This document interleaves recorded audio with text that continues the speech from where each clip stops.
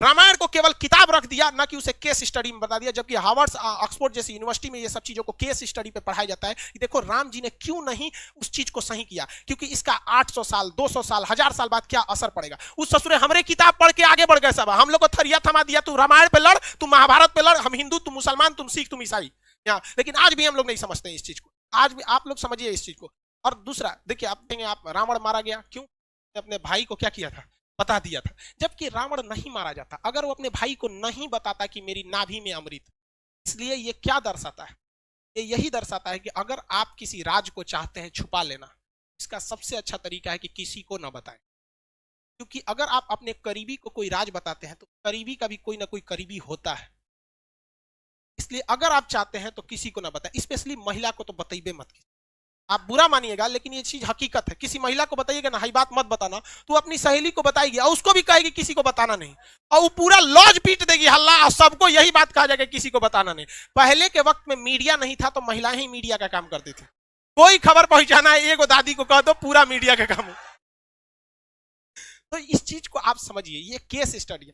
राम जी बड़ा बड़ा लंका जलाया गया, ये हुआ, ये सारा चीज, लेकिन जब वनवास काट के जब वो घर आए तो घर पे आए तो सबको पता है कि सीता जी 83 दिन तक लंका में थी, लेकिन रावण को श्राप भी तो था कि अगर वो सीता जी को गलत नियति से टच भी करता है तो भस्म हो जाएगा, था कि नहीं था। पूरी दुनिया जानती थी कि सीता जी एकदम पवित्र है, लेकिन जब वो अयोध्या पहुंची तो राम जी लोगों ने सवाल उठा दिया कि सीता जी को अग्नि परीक्षा देनी पड़ेगी।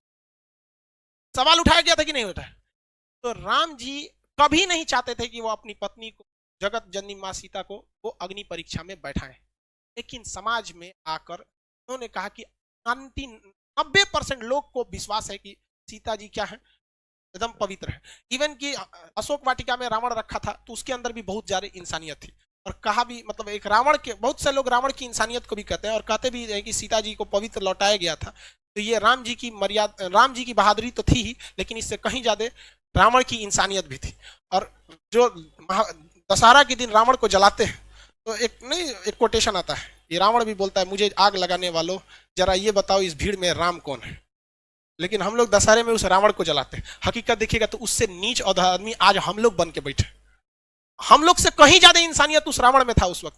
लेकिन राम जी अयोध्या आए ना तो 90% लोगों को पता था, 90% लोग खुश थे कि आज हमारे मर्यादा पुरुषोत्तम राम आ गए। लेकिन उस समय भी लोगों की कमी नहीं थी, लोग की कमी उंगली उठाने की नहीं थी, लोगों ने भगवान पर उंगली उठा दिया और भगवान ने सोचा कि चलो ना हम अग्नि परीक्षा दे देंगे, जगत जननी मां सीता तो पवित्र ही है, अग्नि परीक्षा में क्या हो जाएगा, सफल तो हो ही जाएंगे। हुआ भी वही, मां सीता अग्नि परीक्षा में बैठी और कहा गया भैया अगर पवित्र रहेंगी तो आग नहीं जला पाएंगी, और अब अपवित्र है तो आग जला देगी। क्या सीता जी को आग जला पाई थी? नहीं। लेकिन हुआ क्या उसके बाद, जब सीता जी आई तो रो दी।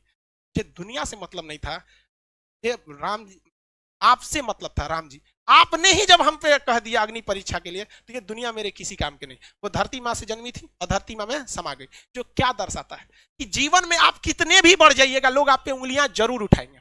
जब राम जी को नहीं छोड़ा लोगों ने उंगली उठाने में, तो हमारी और आपकी क्या औकात है।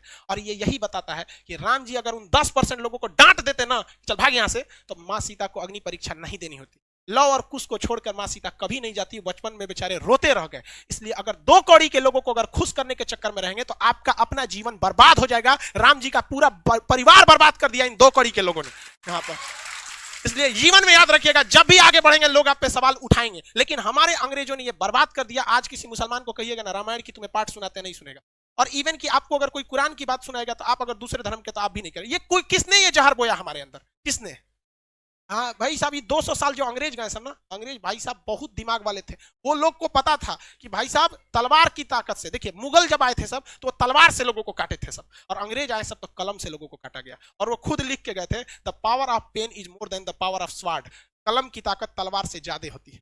हमारा वैचारिक नपुंसक बना के चले गए सब अंग्रेज, हमारी शिक्षा व्यवस्था को बर्बाद कर दिया। और इससे लड़ने का काम किया था राजीव दीक्षित ने, और इसमें किसी ना किसी की चाल थी जिन्होंने राजीव दीक्षित को आकस्मिक मृत्यु कर दिया, और जो हमारी वैचारिकता को एक ग्लोबल लेवल पर ले जा रहे थे। तो खैर आप भी समझते हैं, इस सब चीज में मत पड़िएगा, धार्मिक चीजें गलत होती है, लेकिन हम लोग इसके शिकार हुए हैं, हम लोग को शिकार बनाया गया है ये अंग्रेजों ने। तजुर्बों को समझ में नहीं आता, धीरे धीरे विकास होगा। लेकिन आप अगर समाज को देखेंगे ना, तो समाज का एक ऐसा हिस्सा है जो अब इस सब चीजों से हट रहा है। उसे नहीं मतलब है कि धार्मिक चीजें क्या है, हिंदू सिख ईसाई क्या है, वो अब इंटेलेक्चुअल पे जा रहा है। लेकिन समाज का एक हिस्सा ऐसा भी है जो ससुरा इसमें और ज्यादा क्या होते जा रहा है, बनते जा रहा है। आप पढ़े लिखे हैं, आप इस चीज को समझिएगा। तो रामायण क्या है? एक तरह की लीला है जो बताता है कि भाई साहब आप सबको संतुष्ट नहीं कर सकते।